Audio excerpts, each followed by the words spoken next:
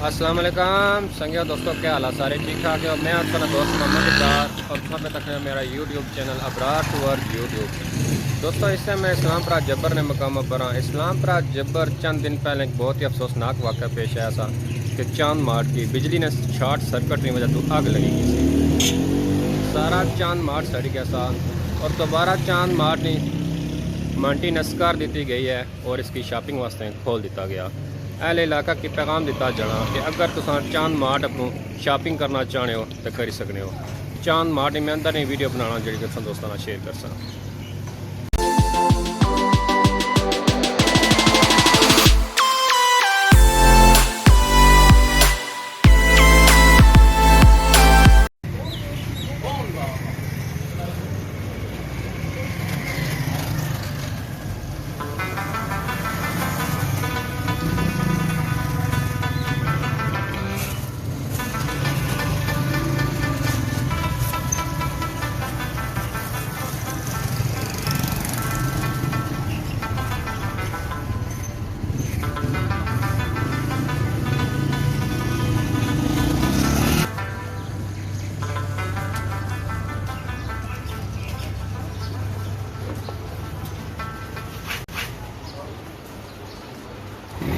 अस्सलाम वालेकुम जी, क्या हाल है जी? ठीक है हो?